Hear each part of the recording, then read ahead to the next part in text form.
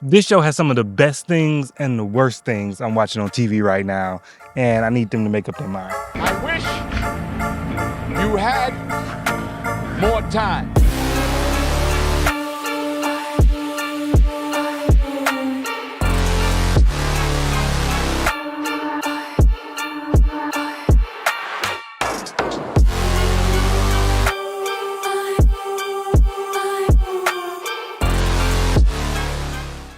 Episode 4 of Cape Fear dives deeper into the various mysteries going on, and they give us the least surprising reveal at the end of this episode. We still don't know who Juliette Lewis's character is. I'm still guessing that it's Max's sister, but she makes another appearance in this episode right on Anna Street, and the implication is that she's now stalking Anna because she keeps popping up where Anna is, but my guess is that this is a misdirect and she's really still stalking Max.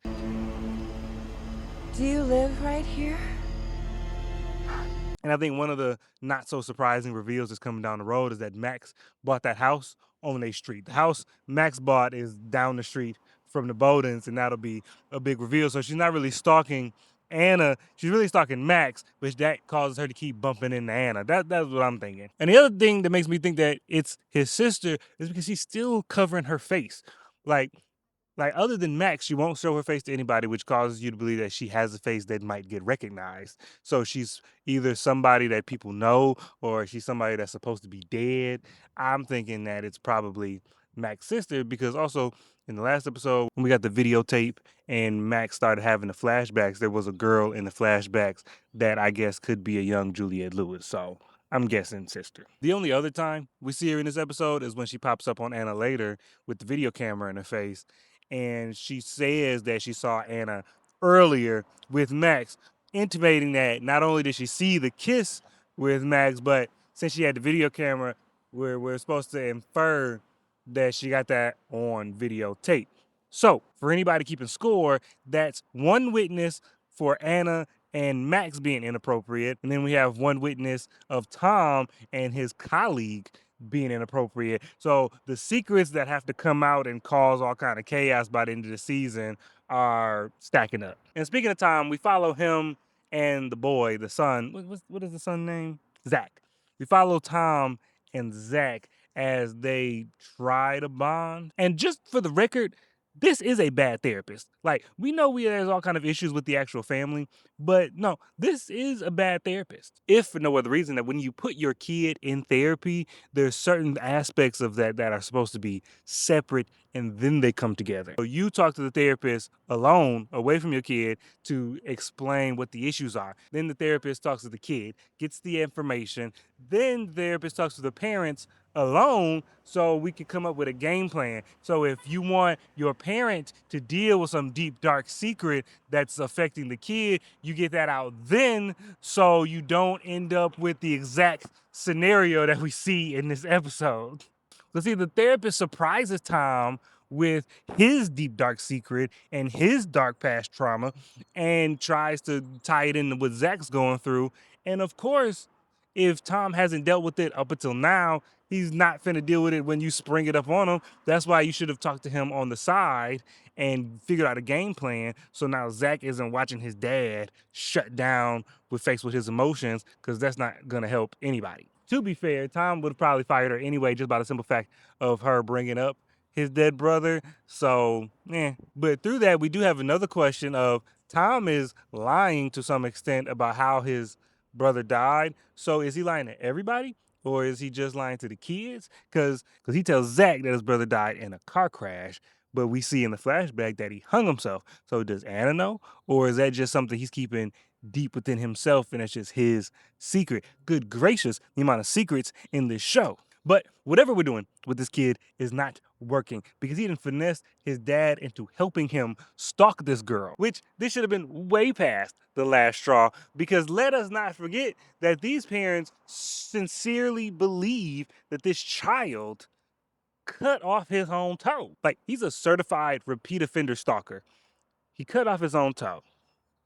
He self-harm. The therapy isn't working. Why is he not in somebody's facility? How have you not had this boy committed yet?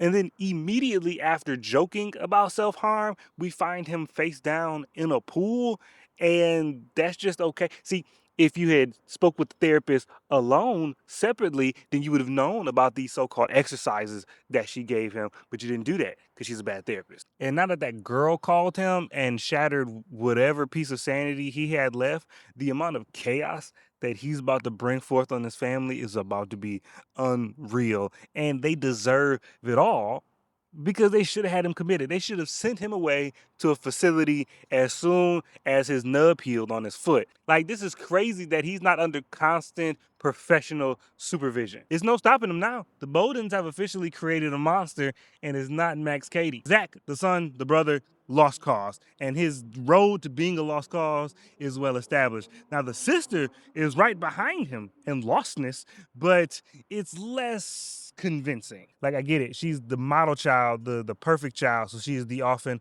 overlooked. And so now all this repression and loneliness and neglect is bubbled up and it's exploding. Got all of that. But the descent just seems very steep.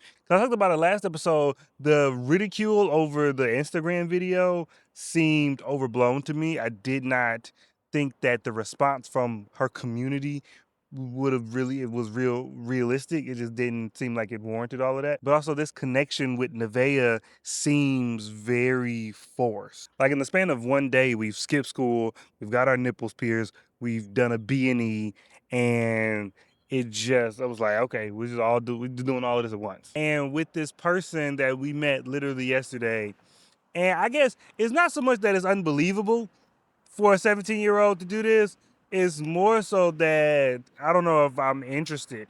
Like, I don't know if I'm interested in her character development and then where this ultimately leads to.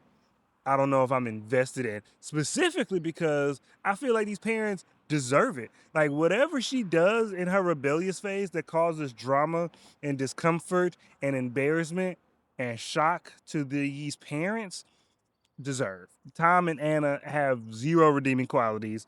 I want them to get all of this, everything, and then I want Max Cady to come and do whatever he gonna do on top of that. Cause I'm not rooting for, at this point I'm rooting for Max Cady. At this And speaking of Max and Anna and their chemistry and their dynamic is really the only thing that's holding this show together. Like, Javier Bardem is amazing, and Amy Adams is a great actress. And to me, their chemistry and their dynamic not only hold the show together, but it seems like the part of the show that got the most attention and everything else was an after effect. It's almost as if this was an outline for a movie, and then they stretched it and added all this flavor to make it a TV show. Was this just supposed to be the third Cape Fear movie, and then y'all wanted to make it into a TV show? You could tell me. It's okay. It's just me and you. You can tell me this was supposed to be just another movie, wasn't it? I'm still invested with the show. I'm still gonna see it through. But now that we're about to be in episode 5, I need some of these errant through lines and these stray storylines to start merging and connecting. And I need us to start to see a path towards a conclusion. You know, I don't expect you to give it all to me halfway through the season, but I want some of this stuff to start coalescing and overlapping just so I can see the weight and the value of spending time with all of these different characters. But that's just me. Maybe everybody else is feeling like this is the best thing since The Pit this year or Severance. But I might be out here on my own. Let me know what you thought of this episode of Cape Fear and how invested are you in the rest of the season. Let's get into it, and I'll catch you guys next time.